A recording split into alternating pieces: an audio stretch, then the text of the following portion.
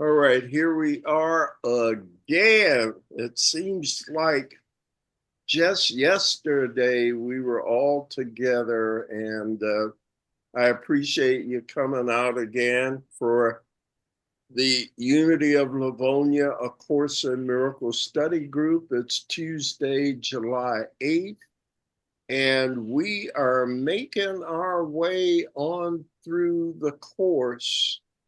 Uh, the text is 31 chapters.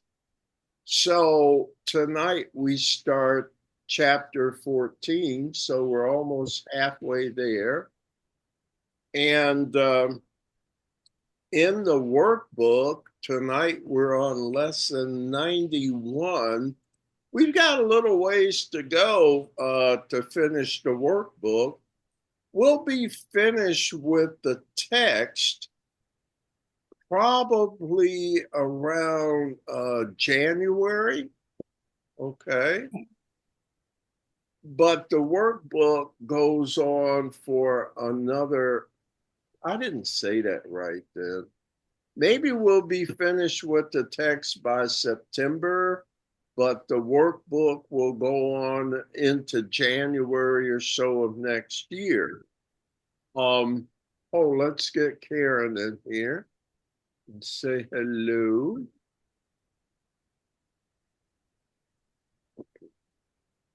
There she is, folks. Hi, Karen. Hi, Hi. Karen. Hi, Karen. It's Hi, good. Karen. We're just getting started. Okay. You doing okay today? I am. Thank you. All right. Well, thank you for being here. I was just musing about where we are with our 1 year study of the course and saying we should finish the text maybe around September, and then the whole workbook, 365 lessons, maybe in January. And then after that, it'll take us about 3 months to finish those two supplements that we've come to enjoy so much. So we're making our way into it. Anything y'all want to say on air here, announcements or anything? Okay, yeah, that's the usual. And then the next thing is getting into our review, right? This week we were on lessons, we were on chapter 13. Chapter 13, man, that's one of the longest chapters in the text, and no less so for what we're starting this week. Chapter 14 is a long section, and I think chapter 15, y'all have like 11 sections. That's a lot to cover. But after that, they go back to being smaller in terms of the sections that we have to cover. But anyhow, I don't want to belabor that too much. Your thoughts on chapter 13 so far? It's called The Guiltless World. Questions, comments, criticism? You really didn't get to do it. All of those are valid, okay? That's what I love about A Course in Miracles. There's no pressure. What we need you to do is start doing this course because you love it. If you ain't loving it yet, it'll show. When that light goes on, it'll show also. So it'll take care of itself without external pressures. But just on the possibility that you didn't have any questions or comments, just in case, I'd be surprised. But I saw a section in there that I wanted to get your opinion on. It's in chapter 13. It's on page 254. And it's just a couple of paragraphs that I wanted to go over with you and get your thoughts and your understanding. It's on page 254, section Romans 7, attainment of the real world. If you have it there, could I get somebody to read paragraph 3 for me? And then I'll ask someone else to read paragraph 4. Let's get started with 3, okay? Hey. You do not really want the world you see, for it has disappointed you since time began. The homes you built have never sheltered you. The roads you made have led you nowhere, and no city that you built has withstood the crumbling assault of time. Nothing you made but has the mark of death upon it. Hold it not dear, for it is old and tired and ready to return to dust, even as you made it. This aching world has not the power to touch the living world at all. You could not give it that. And so, although you turn in sadness from it, you cannot find in it you cannot find in it the road that leads away from it into another world. Well, what I wanted to ask and talk a bit about is whether you agree with what Jesus is saying here in sentences, 1 through 6. Would you agree? Yeah. Yeah. Yeah. As I read it, I was thinking that would be me. Yeah. Yeah. It'd be hard to find a person who, if they were really honest, would say, what's the point? Right? Mm-hmm. Right. You're born, you suffer with a few moments of pleasure in between, right? Right. And then you die. And then you die. What the hell? So would you agree with what Jesus is saying here, first of all? Yeah. Yeah, we really don't want that world. Give me a second here. Hey, young man, Mr. Hart.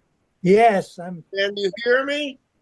Yes, very well. Can you hear me? Yeah, it's such a pleasure to see you, my friend. And this is the famous or infamous at times Unity of Livonia, A Course in Miracle Study Group.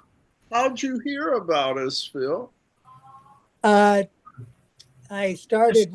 I studied the Course in Miracles. Started 30 years ago, and went through it, but it didn't call to me. And a friend of mine recently talked about he was reinvestigating, and I've done nothing but spiritual and personal growth for 30 years.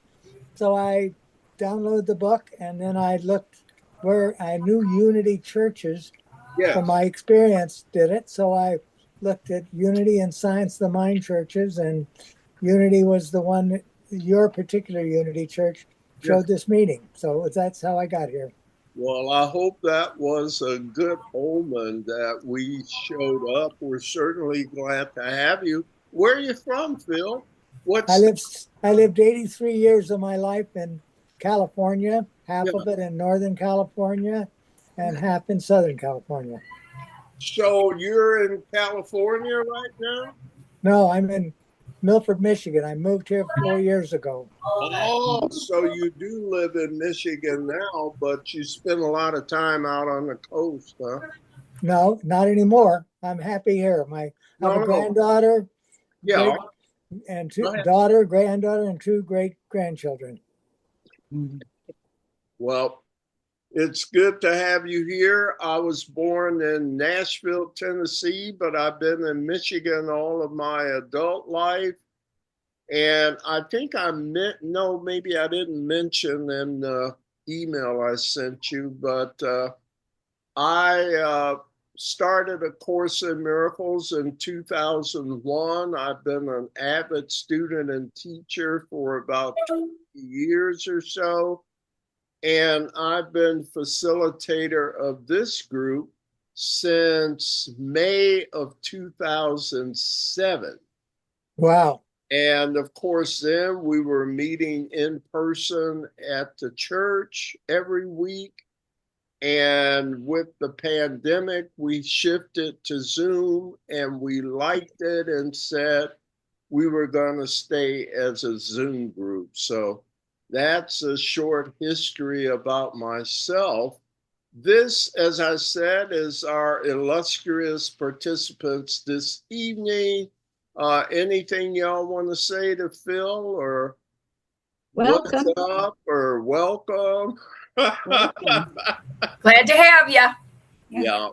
Glad you're here. Welcome. Thank you. Indicate that. Welcome to A Course in Miracles.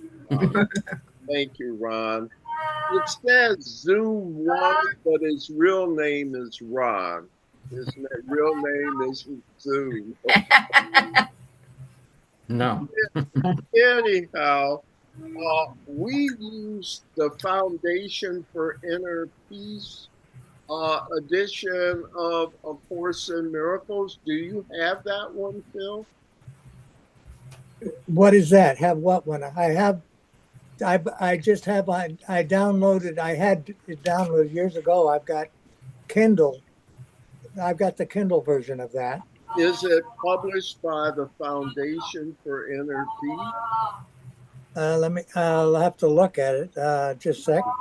Yeah, and Karen's got a picture up of her book. Let me look real quick at my books.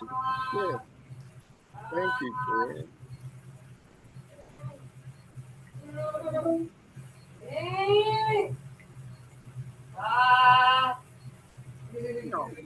It's the,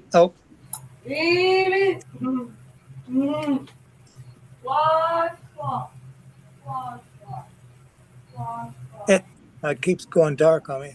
I'll have to look it up. Listen, here's the point I'm trying to make. We are in the text on page 254. It's chapter 13, The Guiltless World. Okay. So if you can catch up with us, it's section Roman numeral 7, Attainment of the Real World. Okay. So are you there? Attainment. Just a second. I'm pretty sure I am. All right. So it's on 13. Mm-hmm. Section 7, Roman numeral 7. Chapter 13, 7 is attainment of the real world. Yes. Right. And specifically, we were going to take a look at paragraphs 3 and 4. That's where we're reading, okay? Okay. Now, I'm on Kindle. Let me tell you a little something more about how we do this.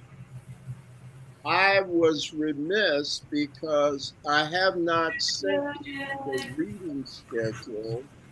We have a day-by-day reading schedule. So all of these folks know day-by-day where we are. This week, we finished chapter 13, but I'm just reviewing one little section that I wanted to talk about with the group. Okay. And that is paragraphs 3 and 4 on attainment of the real world. So that's where we were when you came in, and now you're all caught up. And we just read paragraph 3, right, folks? Yes. Yes. And it said, "Ye do not really want the world you see, for it has disappointed you since time began." And then it talks about all the disappointments. Everything we made seems to crumble and is impermanent, and it has a short life, maybe with a few moments of pleasure sprinkled in, along with a lot of suffering and pain. And then at the end, you die. And nobody that's gone through that hasn't wondered, is this what life is? So we were talking about, yeah, we're kind of disappointed with this world in general. It has some fatal flaws about it. And Yes. so would you agree, Phil, with what I've said so far? Yes, All that's right. right. Now, here's the complicated sentence I wanted to ask you astute people about. It's sentence 7. Sorry, starting at 6. The aching world, this aching world has not the power to touch the living world at all. You're going, really? He says, yeah, you could not give it that. And so, although you turn in sadness from it, you admit you cannot find in this world the road that leads away from it into another world. How's my interpretation of that sentence? I was kind of paraphrasing. It's like you don't like it, so no one wants to be disappointed with something they put all this work into, right? Right. Yeah. And yet, sadly, we're starting to admit trying to get where we want to go using this world as a starting point, it just won't get us there. Look how long we've been trying, right? Right.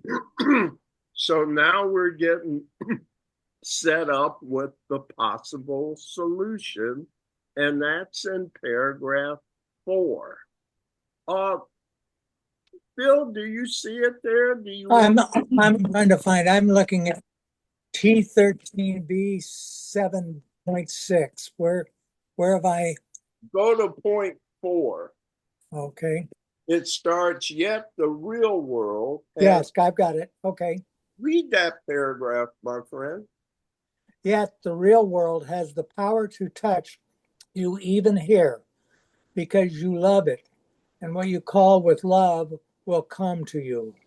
Love always answers, being unable to deny a call for help or not to hear the cries of pain that rise to it from every part. This strange world you made, but do not want. All that you need to give this world away in glad exchange for what you did not make is willingness to learn the one you made is. Is what? The one you made is what? That's where mine ends. Somebody tell them. You get False. False. okay. So let me tell you, I want to talk about this one a little bit more. It says in paragraph 4, yet the real world has the power to touch you even here. In other words, you were trying to touch this from this world and find a last, I cannot, right? Right. So Jesus says, since you can't come to it, it'll come to you. The real world, yet the real world has the power to touch you even here because you love it. So it wants to give you what you desire and is powerful enough to do it. You cannot reconstruct this world to get there because how this world operates is incapable of it. So what he's saying is, be in love, I'll come to you. What do you have to do then to receive the coming? It's in the last sentence. Willingness. All that you need to do to give this world away in glad exchange for what you did not make. Okay, you don't want the one you made because it don't work. You with me? Yes. I'm with you. Yes. I understand It's millennia to work, and it doesn't. So give up the world you made. We're talking about the tiny mad idea. Y'all with me? I'm Yeah. with you. The tiny mad idea of separation is what this world is based on. So it don't work. If you would simply be willing to let what you made go, Okay. then you would have the one that does work. Speaking of Joan, every time I say tiny mad idea, I think of Joan. She's got that down pat. There she is. Let me get her in here and situated. Hello, Hi, lovely Joan. lady. Welcome. Hi, Joan. Hey, I'm glad you made it, and it's Hi, okay Joan. for you to be late because we know what a social butterfly you are, and we all accept that, and we're all okay, all okay with it. Joan, this is Phil Hart, and he lives in Milford, Michigan. Do I have that right, Phil? Right. And he's a longtime Californian, but is back in Michigan. Joan is, most of us here are members of Unity of Livonia. I think, Ron, you're from Unity of Royal Oak, right? Right. Okay, and yeah, the rest of us, at least tonight, and Jeanette is, I'm not sure, but I know she's been at Unity of Livonia several times too. At any rate, Joe, we're on page 254 in the text, and Okay. we are doing a review of a brief section in chapter 13. It's 254, section 7, the attainment of the real world. And what I was just going over with is just kind of breaking it down into more lay language of what paragraphs 3 and 4 are saying. Now that you've heard my interpretation of it, do you see it that way too, as to what Jesus is talking about here? Yes. Okay. There is no way you can fix this world. The only option is to replace it with another world, the world you did not make. But there was an interesting statement in there, I think. Look at sentence in paragraph 4, sentence 1. Yet the real world has the power to touch you even here because. Yeah, I'm sorry. That was someplace else I read. So maybe that's a sign I'm talking too much. Comments, questions. Was this review helpful? It was only a couple of paragraphs. Yes. That's a good reminder. Yeah. All right. Very much so. So we are reviewing what we were to complete this past week on our reading schedule. And Phil, I'm going to send that schedule to you soon, so you can at least get an idea of what we're talking about here.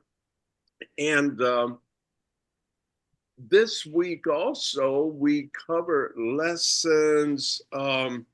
We came out of review period number 2, remember? And we came right out of that into lesson 91. Miracles are seen in light. And then tonight, we're on a subsequent discussion of that topic. Miracles are seen in light, and light and strength are one.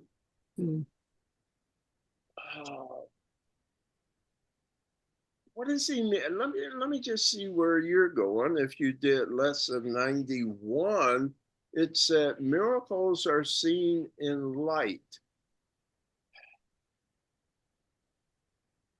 Discuss. By the way, we're on page 1. We'll start on page 156 in the workbook for students. So everybody, get reoriented into the workbook, because after we finish our review, we're going to start our study tonight with lesson 92. What is the workbook? I don't know what, I downloaded a workbook. I don't know if it's the same workbook you're talking about. It should be. And it's there are 365 total lessons, Phil. And we're starting our discussion with lesson 91. Are they in numerical order where you can scroll down? I've got to look at the book I downloaded. You're not talking about the Course in Miracles. You're talking about a study book now. No, No, it's part of the textbook. Part of the Course in Miracles. Oh, okay. Yeah, let me get to that. Sure. Next time I'm going to have I didn't know how the format went. Okay, I want to go to lesson 91. Okay. And the title of that lesson is Miracles Are Seen in Light. Okay, is this in a chapter? No, sir. No. Where is it in the book? At the top of the page, it will say workbook for students. Yeah. That's what I'm asking for. What is that book? All right. I don't have that. Let's back up again, okay? The first editions of A Course in Miracles was in 3 separate volumes. The first volume was called The Text. The second volume is called The Workbook for Students. And the third volume is called The Manual for Teachers. Those are the 3 books that make up A Course in Miracles. In subsequent editions and subsequent publications, those 3 volumes were combined into one whole Okay. book. And mine has that. So we're on lesson what now? 13, 14? 91. 13 or 14? We're on No, lesson 90. 91. Not a chapter, but a lesson number. And what's the lesson number? 91? Yes, sir. Okay, I'm almost there. All right. Page 156. I don't go by May pages. not be the Miracles same are page. seen in light, right? Okay. Okay. Yeah, it may not be the same exact page numbers if he's using a digital version Yeah. or something. Okay, But miracles yeah, are seen in light. miracles are seen in light. Got it. Yes. All right. Did you know miracles are seen in light? Yes. Tell us what he means by that. So, what kind of light is it, Hilda? Well, we're not talking about the light that you see, the flashlight. We're talking about the enlightened vision that you have here, like something like the third eye, where you realize Like what's going on. insight, Right. like a deeper understanding, Right. like a deeper awareness. You know how when you go, aha, like the light went on, I understand now. I see more than this is the light we're referring to. So you won't see miracles unless you use the right light. This light of understanding not only enlightens, but as we're going to see in our lessons tonight, it also gives power. My power really comes from understanding what I am. That simple understanding takes me from a victim of the world I see to the inventor of the world I see. It moves me from a position of weakness to a position of strength. This is why you might want to be interested in having this light pop on in you. Okay. So 91 said miracles are seen in light. 92, where we are tonight, is miracles are seen in light and strength are one. Your great power will come from understanding. Who is it? The Greeks or back that this thing that says, know thyself. Well, knowing thyself will change everything. You'll see miracles where before you saw tragedy. So, with that introduction, if y'all are ready, let's get our reading list together. And Phil, what we do is we just create a list of people to read, and when it's their turn, they read generally a paragraph and it goes to the next person, right? Okay, and we're on my 92, right? Uh-huh. Yeah. Okay. Do you want to read tonight? I'll put you in the rotation. You don't Okay. have to. So, I'll okay. be happy to. All right. So here's how I've got it. Okay. Sherilyn is reader 1. We don't know about Miss Gibney. She's going to tell us now. I need to pass tonight. Ron is reader 2. Hilda is reader 3. I need to pass too, please. Oh, God, I forgot. Yep. And then Jeanette is not reading. So Karen is reader 3.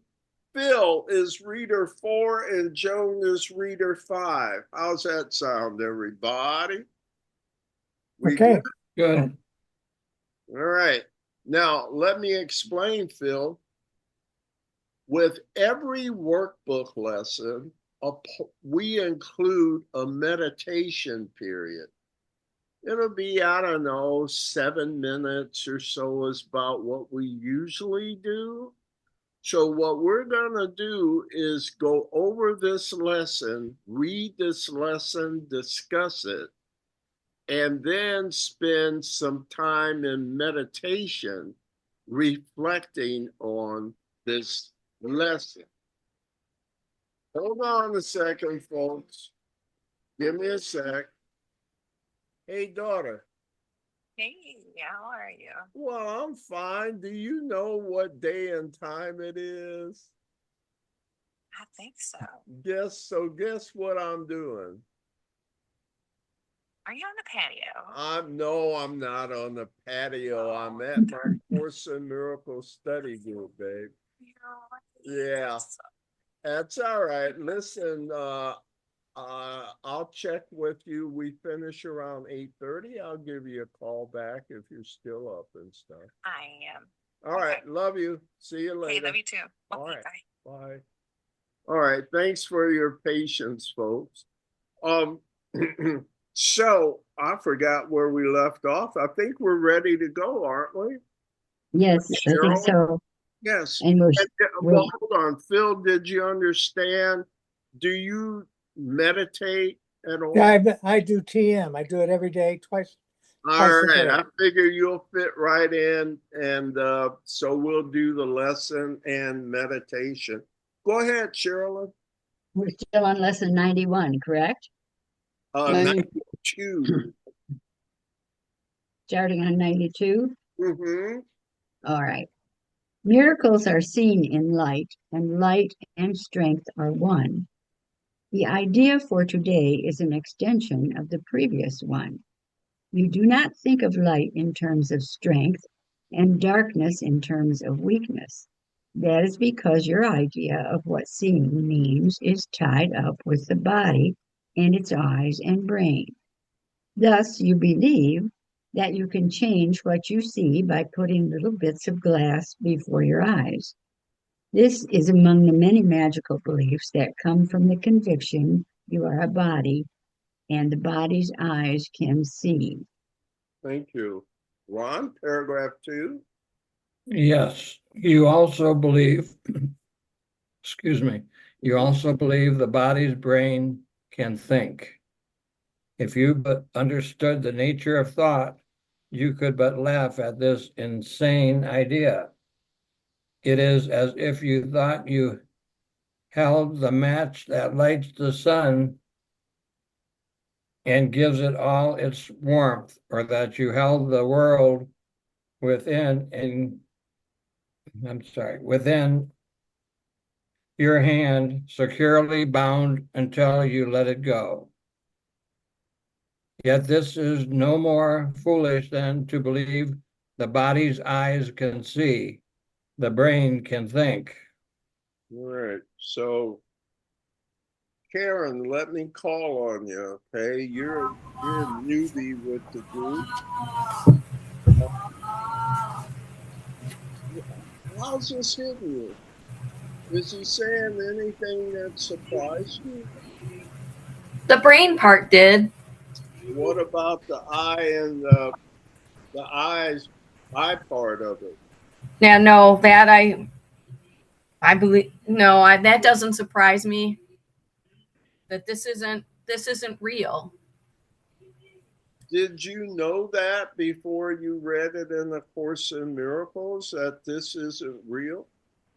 I kind of looked at it a little bit differently, like that we're spiritual beings in having a human experience. Yes. I never really looked at it that this was our mind, made this up and that none of it is real. Yeah, if you'll you're from Unity, so Unity and the Course in Miracles are quite similar, but there are some areas where they vary. Not so much that they contradict each other, it's just certain areas where Unity is silent. You won't hear Unity saying the world is an illusion. Yeah. But it makes perfect sense. Okay. Because if you're a spiritual being, you're just using this body as a vessel. Everything that is in that vessel is all that experience. Okay. And that what's in that vessel is in flesh and bone, but it is not flesh and bone. It's just like when you get in your car, does that make you a car? No. So, yeah, it's kind of like that. Mm-hmm. So, what Jesus is saying here is that some commonly held assumptions, things that you've been taught, things that are taught universally here, are ludicrous. Isn't that what he's saying? Yeah. And so, all right, I think I covered that part. Any comments from you guys on paragraphs 1 or 2? In paragraph 2, what do you think of sentences 3 through 4?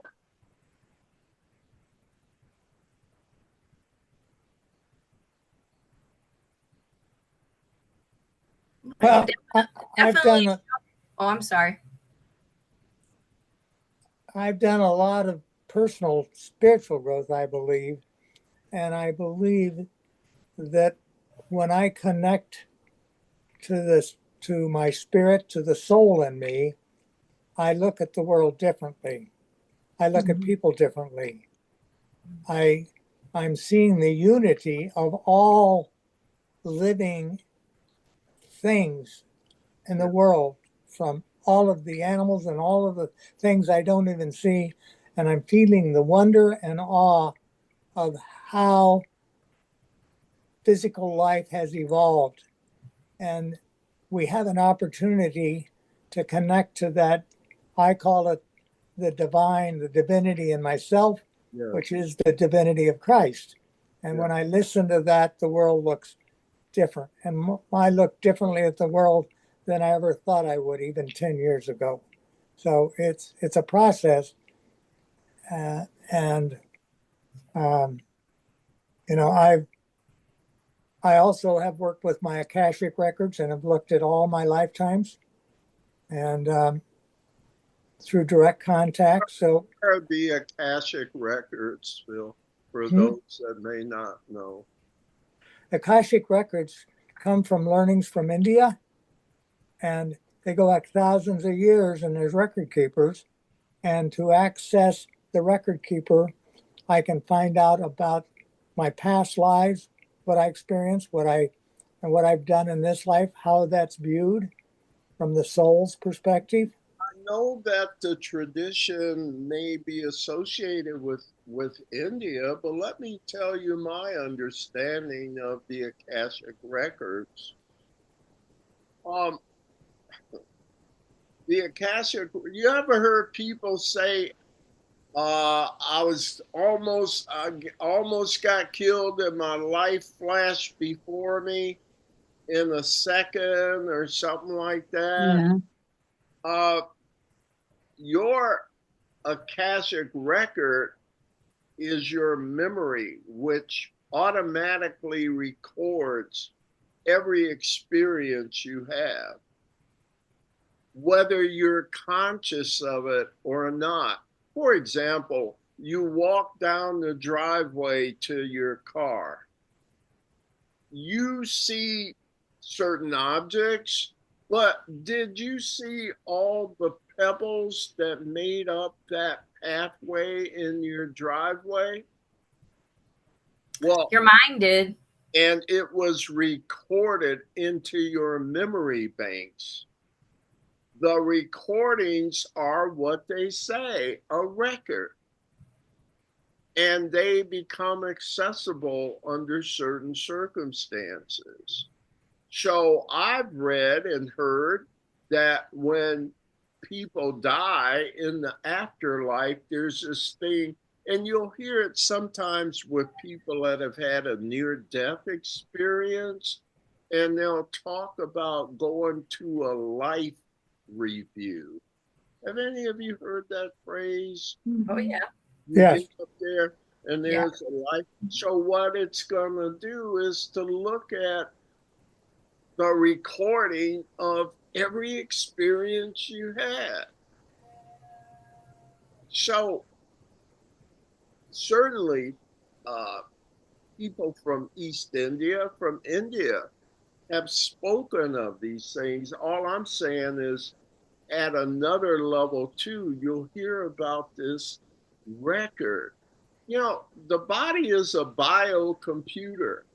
The only way your computer can work is you have to enter something into it, right?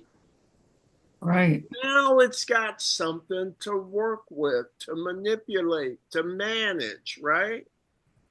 But until you get it into the computer, it can't use it because you didn't give it in there. So even your computer, you know, how you have to erase your browser history and stuff on your computer sometimes because it's kept track of every single website you've looked at, for example. It's making an automatic record. And that's what's happening with your biocomputer and this part of you called memory. So, by the way, thank you for that testimony, Phil, and showing how this miraculous change has indeed happened through certain practices you've done over the years.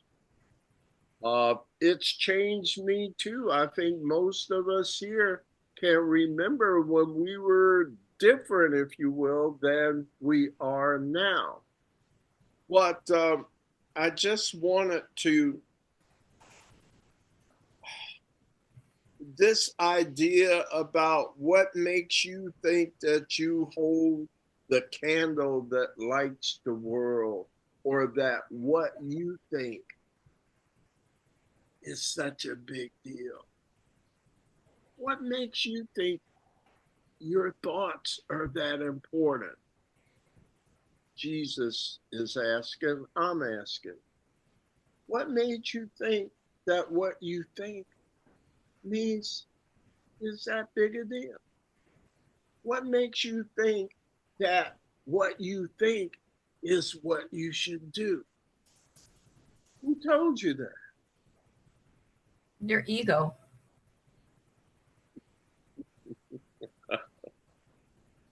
You mean the ego strikes again?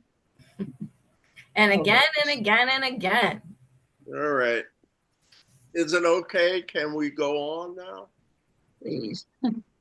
Please. All right. Karen is next, and we're on paragraph 3, aren't we? Yeah. Yes. Okay. It is God's strength in you that is the light in which you see, as it is his mind with which you think. His strength denies your weakness. It is your weakness that sees through the body's eyes, peering out about in darkness to behold the likeness of itself, the small, the weak, the sickly and the dying, those in need, the helpless and the afraid, the sad, the poor, the starving and the joyless. These are seen through eyes that cannot see and cannot bless. Thank you. Joni? Strength overlooks these things by seeing past experiences. Appearances. Yeah. Mm-hmm. appearances. Yes, It keeps its steady gaze upon the light that lies beyond them. It unites with light, of which it is a part. It sees itself. It brings the light in which yourself appears. In darkness, you perceive a self that is not there. Strength is the truth about you. Weakness is an idol falsely worshipped and adored that strength may be dispelled and darkness rule where God appointed that there should be light.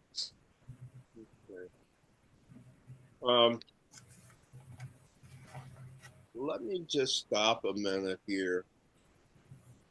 Seriously? I'm looking at paragraph 4. It says in sentence 7, strength is the truth about you. Weakness is an idol falsely worshipped and adored, that strength may be dispelled. Who in their right mind would? What? You want darkness? Do you want darkness? Of course not. No. Well, who is it that wants darkness? The ego. You Why? always light. Why?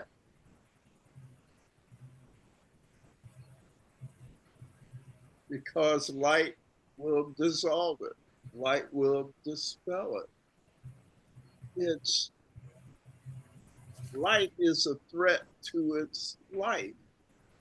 Light would show the wizard behind the curtain that he's a big fake. And then you won't want him anymore. Light would show him a fraudster trying to survive by deceiving you. But can you blame him? It's threatened. Isn't it trying to protect itself? Mm-hmm.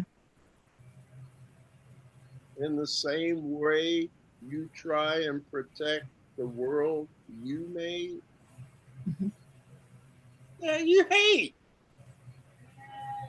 Who protects what they hate? Nobody in their right mind. Again, this is an insane world. Father, forgive them, for they know not what they do. It is a lack of light. It is a lack of understanding. You see where I'm coming from here? Yes. So your brothers and sisters aren't bad people. In the kindest way, they're simply ignorant. Forgive them. They know not what they do. We're back to Joan, and we're on paragraph 5, unless you want to talk about this some more. All right. I just read. Did I read out of turn or something? I'm sorry. I meant to say Cheryl, dear. Okay. Okay. I apologize. Strength comes from truth and shines with light its source has given it. Weakness reflects the darkness of its maker. It is sick and looks on sickness, which is like itself. Truth is a savior and can only will for happiness and peace for everyone. It gives its strength to everyone who asks in limitless supply. It sees that lack in anyone would be a lack in all, and so it gives its light that all may see and benefit as one. Its strength is shared. that it may bring to all the miracle in which they will unite in purpose and forgiveness and in love. Thank you, Sherilyn. And we're up to Ron. Oh, Ron left, or maybe, I don't know, something happened with Ron. Let's go on to Aaron for now, and maybe Ron will get to rejoin us. We're on paragraph 6 right there. Okay. Yes. Weakness, which looks in darkness, cannot see a purpose in forgiveness and in love. It sees all others different from itself, and nothing in the world that it would share. It judges and condemns, but does not love.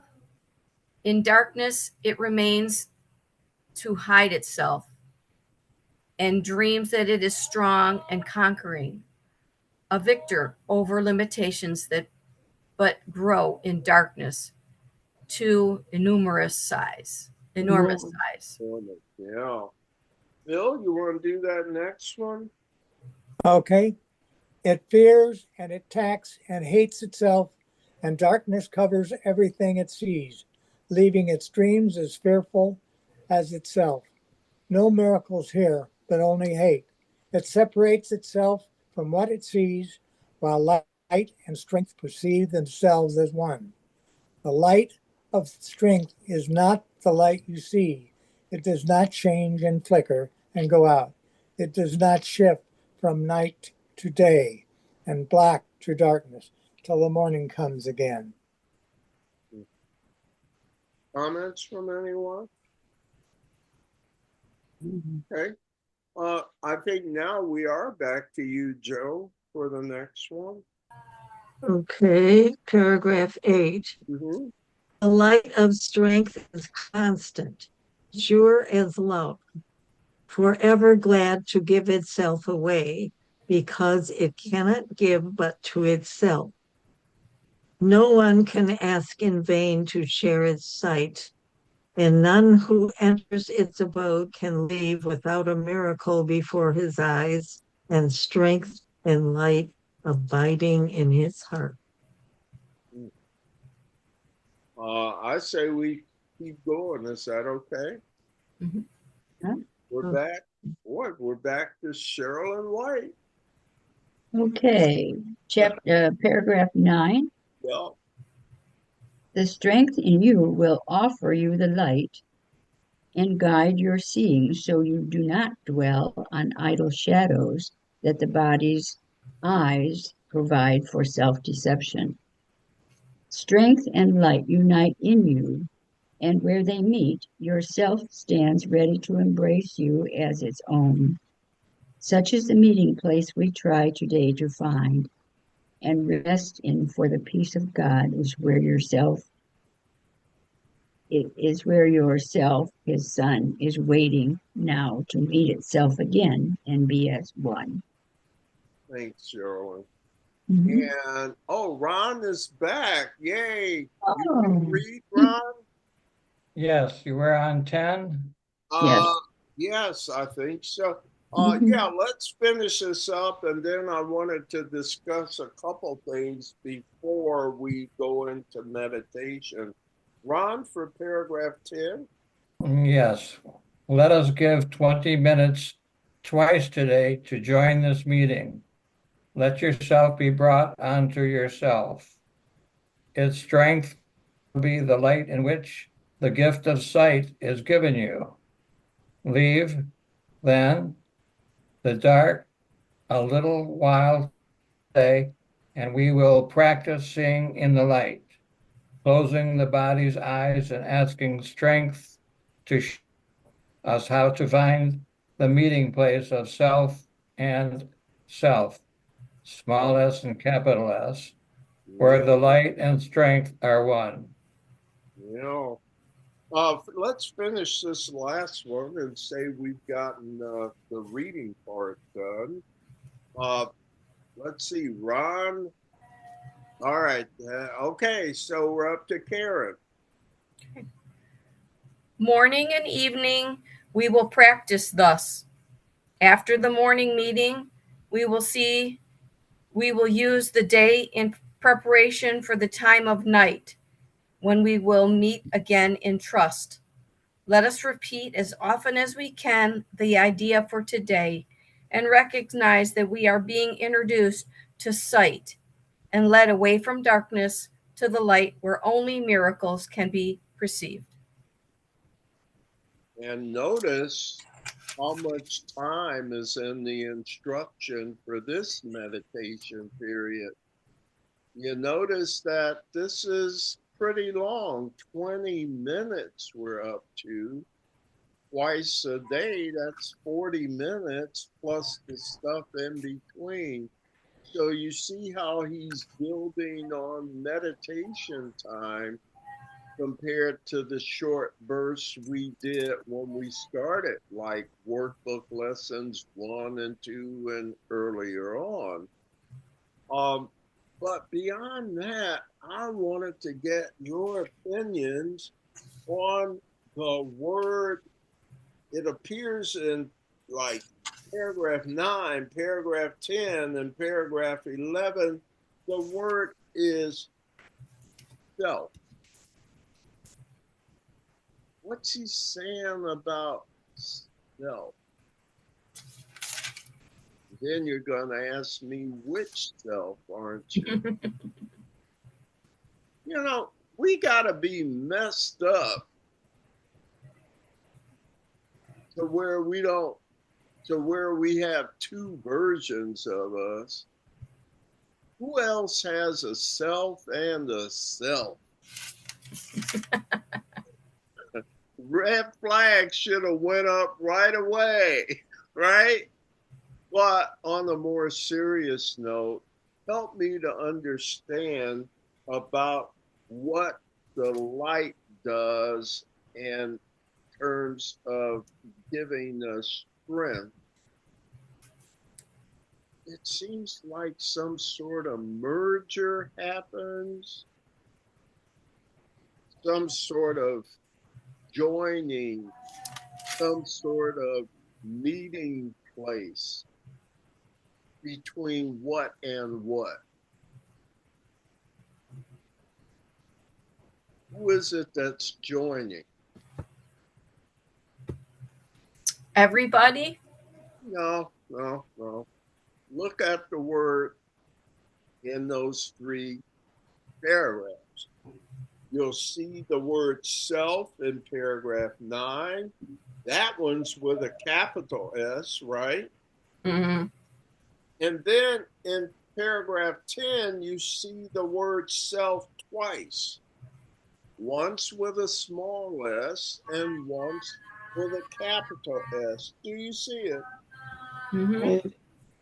And, well, here, maybe it's only in those 2, but that's the key for me is in paragraph 10, sentence 4, what does it say about the self and self when you bring about this light? What happens? It's like, what do they call it? A meeting place. It's where you bring the small self into connection or joining. You know how Reverend Cindy at church, she's always talking about we're both human and divine. If you keep them apart, the human side is quite frail, quite vulnerable, not very strong, right? Mm-hmm. But when you have them operate together, it's like when the smallest self meets the capital S self. Now you've got a powerhouse where separately one was frail and the other essentially unrecognized. You with me? Mm-hmm.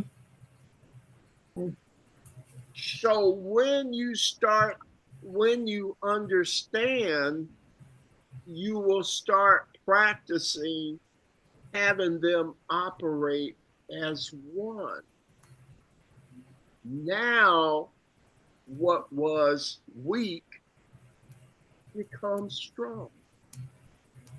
It was leaving out the strong one because we didn't understand how to connect with it. So that is what this training is here to.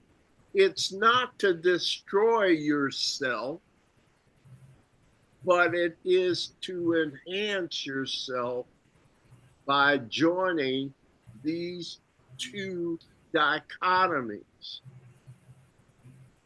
I am a small s self, but I manage my small s self by using my capital S self.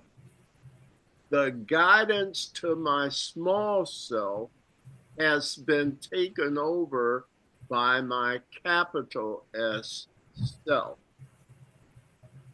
When you understand and find it worth your while to bring these together, you'll see miracles. It was from the joining of self and self instead of keeping them separate. Is this worth knowing what we're saying here? Mm-hmm. So is this a good note to go into our meditation about this meeting place of self and self? Miracles are seen in light, and that understanding is going to make the whole difference in your power. So I'll put a little music on in the background, and let's just take a little break here and do a quick meditation. And after that, we'll move on to chapter 14 in the text tonight and do as much as we can. Miracles are seen in light. Light and strength are the same.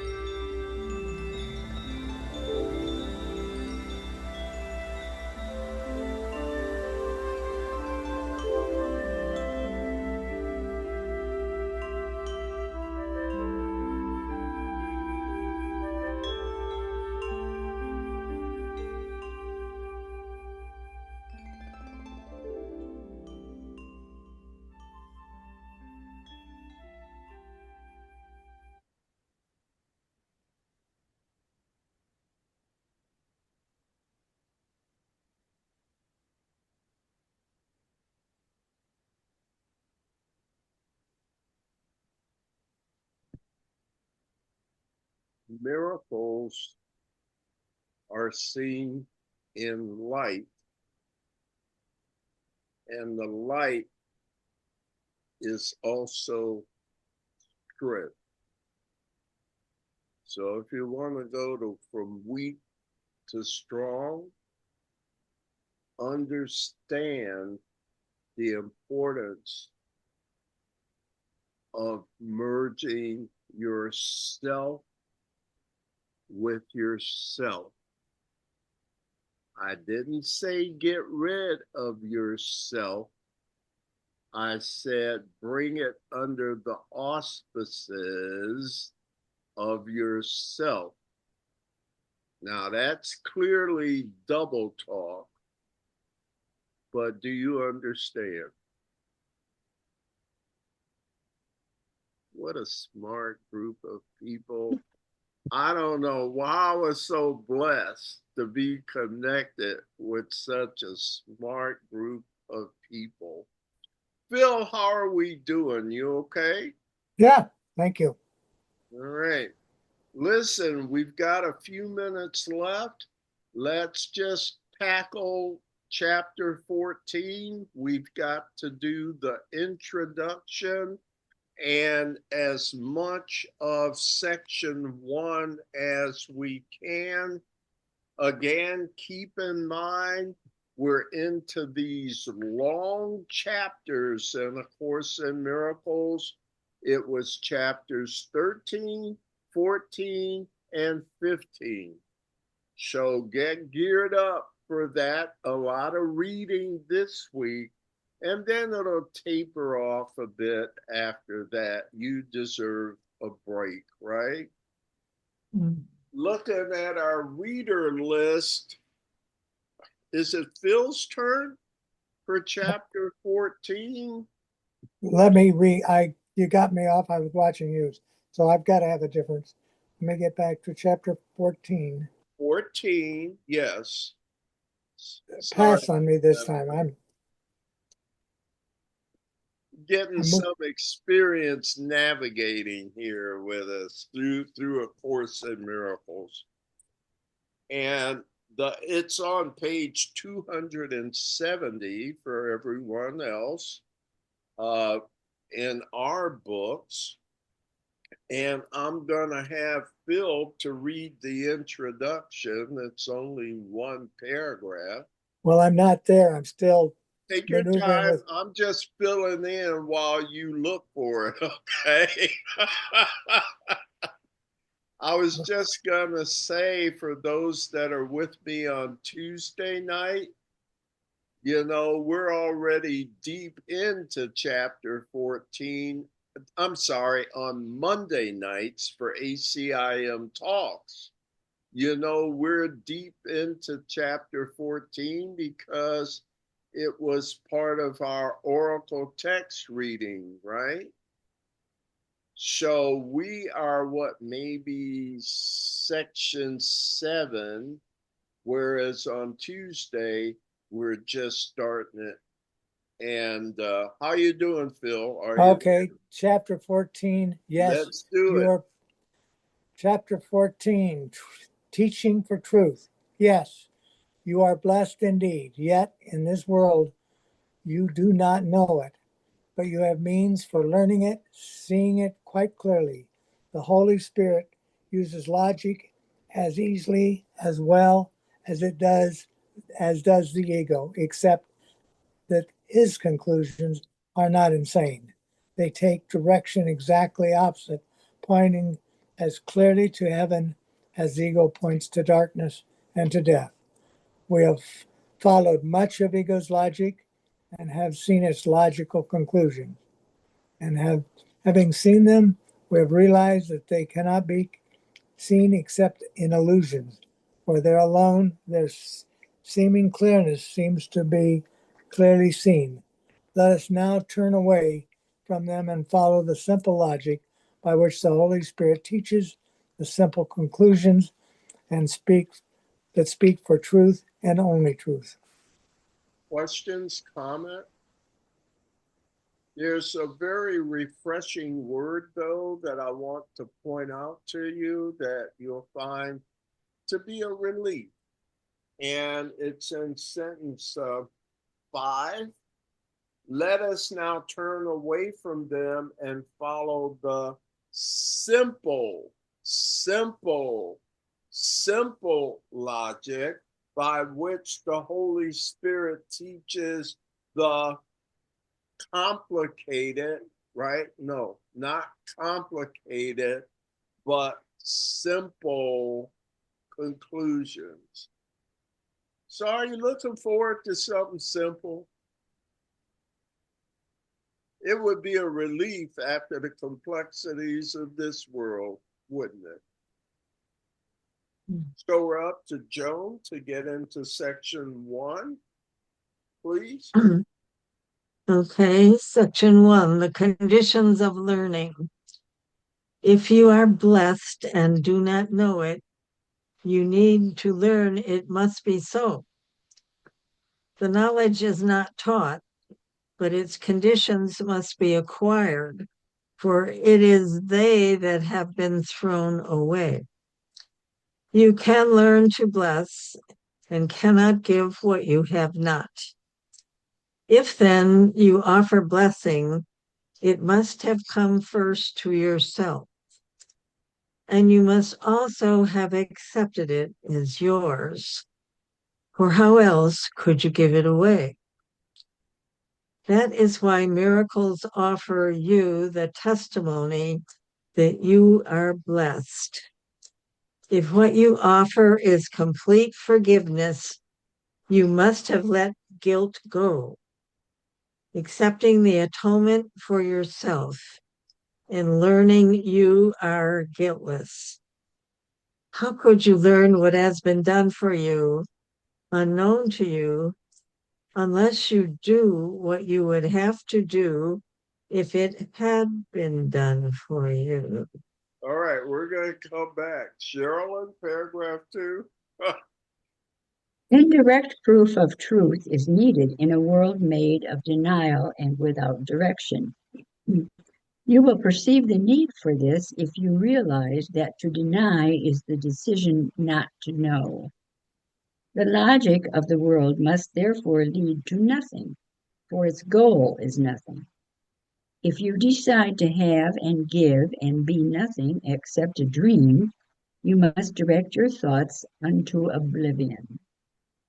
And if you have and give and are everything, and all this has been denied, your thought system is closed off and wholly separated from the truth.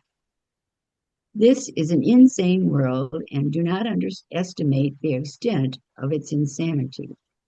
There is no area of your perception that it has not touched, and your dream is sacred to you. That is why God placed the Holy Spirit in you, where you placed the dream. Boy, there's a lot in this one, don't you think? Yes. What are some of the things that you find of interest? We read 2 paragraphs. How about in paragraph 1?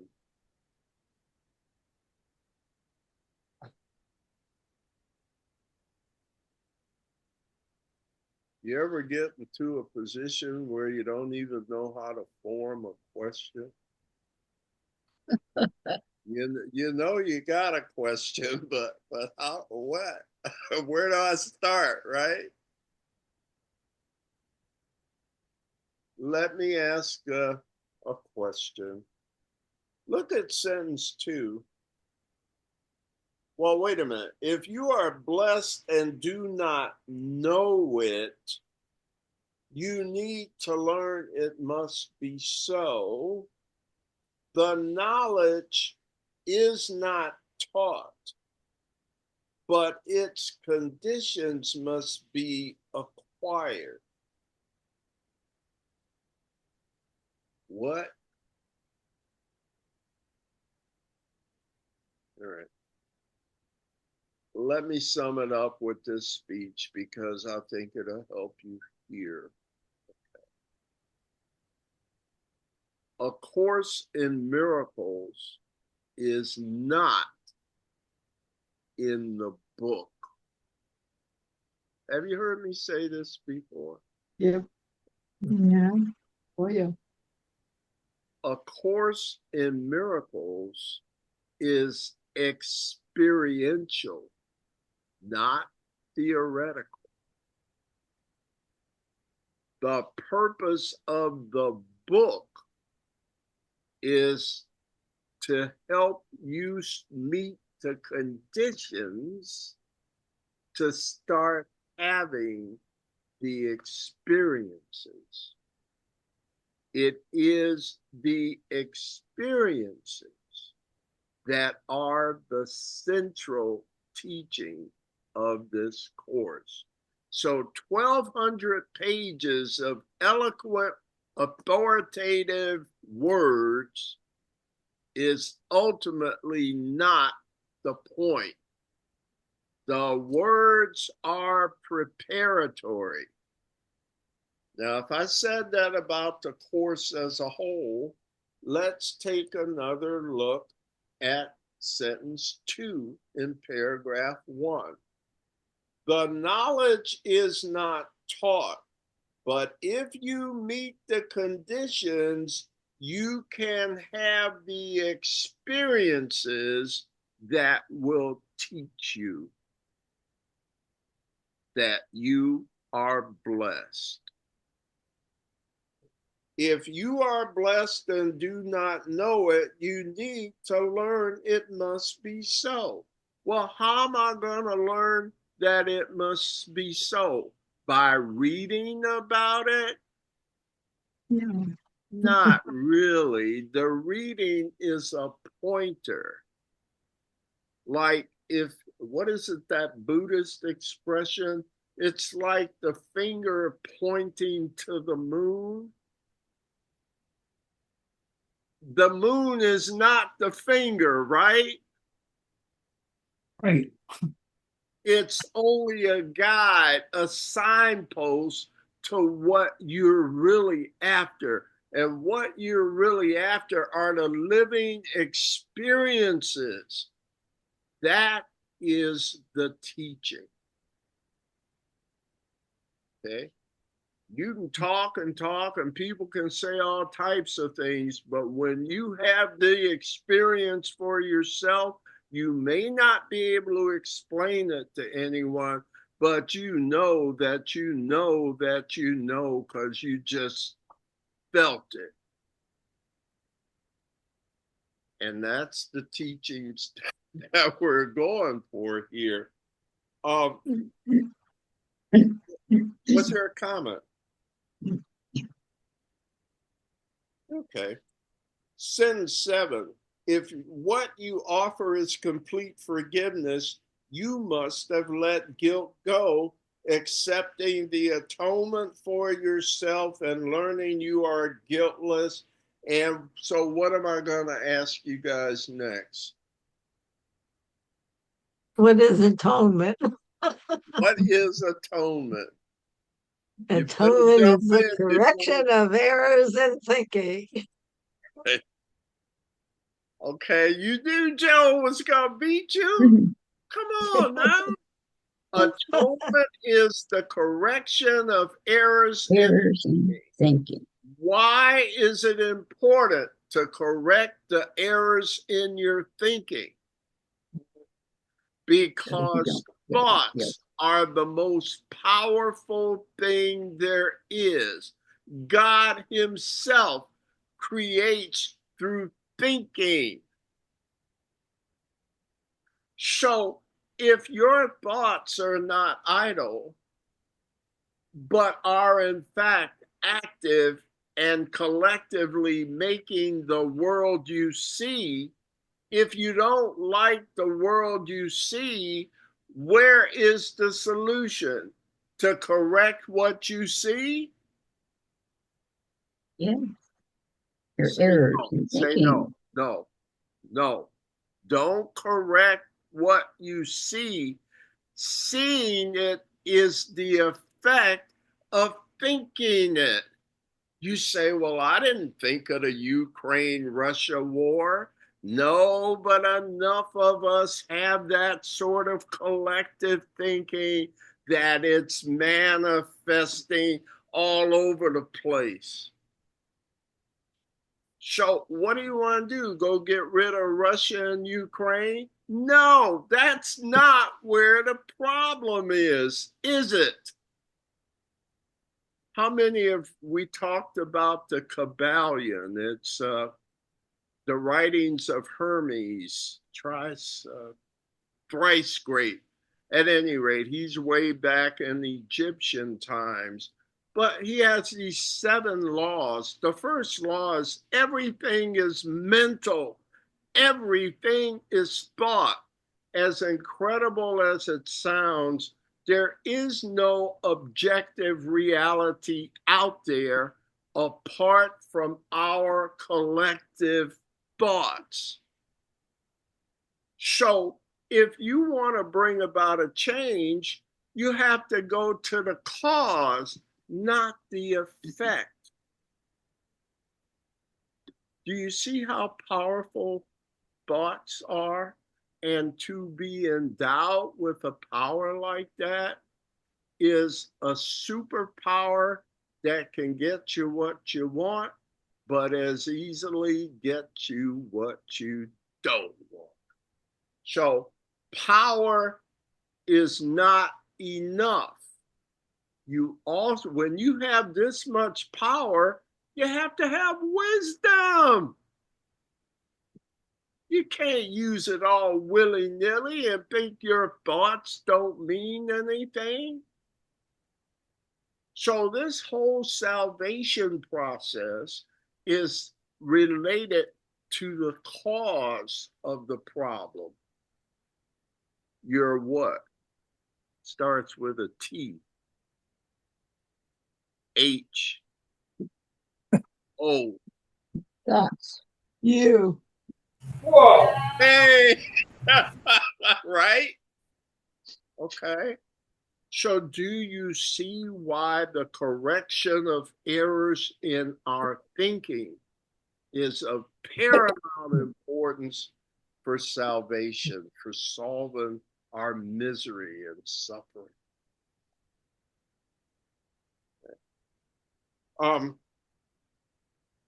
And Lord knows, I get to talking, right? I'm not even going to blame it on Nancy tonight, all right?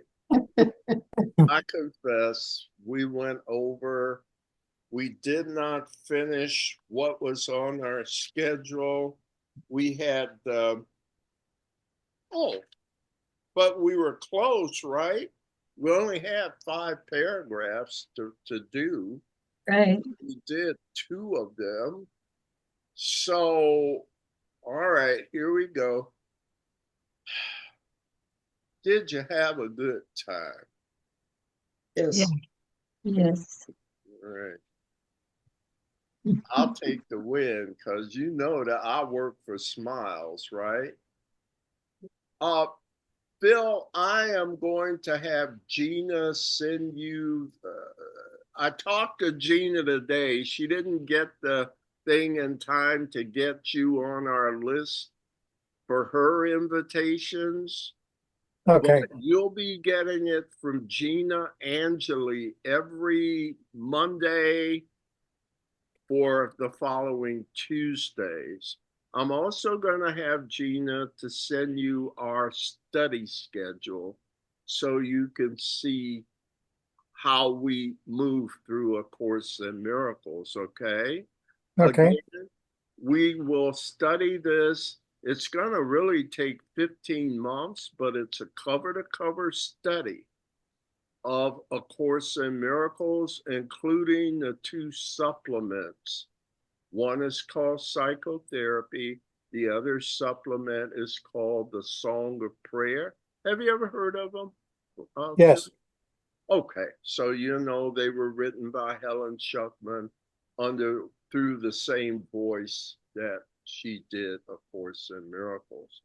Any final comments?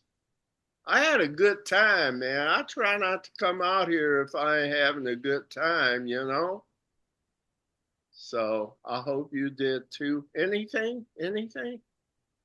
All Well, right. I want to thank you for your energy, what you're bringing to this. I'm not sure I have a deep spiritual practice on my own and have had a ton of healing, and I've seen the world differently than I ever believed possible. And so I've got to ponder whether I want to give this kind of effort right now in my life. But I truly appreciate what you are, the group Absolutely. and you are producing. By the way, we have a pretty much purely meditation session on Wednesdays. So if it's called ACIM Music and Meditation. So now that you're on our general mailing list, you'll hear about those. Pick and choose what you like. And hey, if it's not for you, I got you, man. All right. Okay. Love you, brother, and thank you for coming out. Thanks for another insightful meeting. Yes. Thank you, dear. Very I good, as appreciate it. always. Thank I you. appreciate it. We do a closing thing. Just follow along, Frank. Hilda is our leader on that, Hildegard. So we get our closer going and just follow along as best you can, sir. The light of God surrounds us. The love of God enfolds us. The power of God protects us. The presence of God watches over us wherever we are. God is. I am the light of God. I am the light of God. God. I am the love of God. I am am the love of God. God. I am the power of God. I am the power of God. I am the presence of God. I am the presence of God. Therefore, wherever I am, God is. God is. And all is well. And all is well. There is nothing to fear. There is nothing to fear. There is only love. There is only love. Namaste. Namaste. Beautifully done as usual, Hildegard. I will see you all next time, and I wish you a wonderful week coming up. You too, Jim. Thank you, Jim. Yeah. Absolutely. To have you. See you Good night. Yeah. Thank you, Jim. Good night. Bye, everyone. Gracias, Jim.